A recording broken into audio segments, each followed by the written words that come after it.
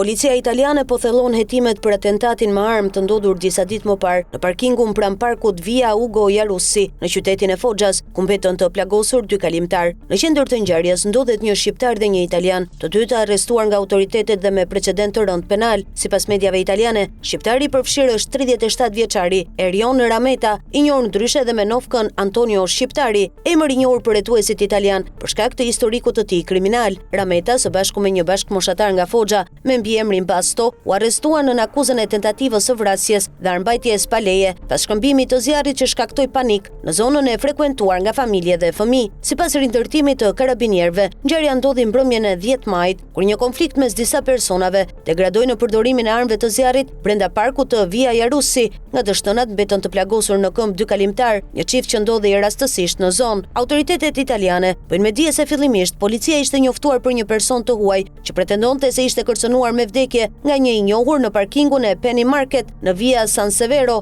por sapo patrullat mbërritën në vend ngjarje, efektivët dëgjuan të shtëna armësh që vinin nga parku publik aty pranë. Erion Rameta u ndalua rreth 40 metra larg vendit ku ndodhi përplasja, ndërsa i dyshuari tjetër u arrestua pak më vonë, edhe fal informacioneve të dhëna nga disa kalimtar. Gjatë kontrolleve, policia sekuestroi 2 pistoleta me numra serial të fshirë, të cilat dyshohet se janë përdorur gjatë shkëmbimit të zjarrit. Më pas, gjykatësi hetues konfirmoi arrestimet dhe urdhëroi mbajtjen në burg të dyshuarve. Emri i Rametës është shfaqur disa herë në dosjet hetimore dhe gjyqësore në Itali gjatë viteve të fundit. Në korrik të vitit 2025, ai u arrestua së bashku me 20 vjeçarin Leonardo Russo pas një ndjekje nëpër rrugët e Foggias, e cila përfundoi me sekuestrimin e një pistolete Beretta 9 mm të fshehur në një ndërtesë në qendër të qytetit. Sipas raportimeve, të dy u ndaluan rreth orës 7 të mëngjesit, teksa lëviznin me një skuter T-Max në rrugën Guido d'Orso, pasi parkonin mjetin në rrugën La Piccirella. Ata tentuan të largoheshin me vrap drejt një pallati. Gjatë ndjekjes, njëri prej tyre hodhi armën, e cila më vonë u gjet nga policia. Për atë episod, Rameta u dënua me 3 vite e 4 muaj burg pas një procedure gjyqësore të shkurtuar.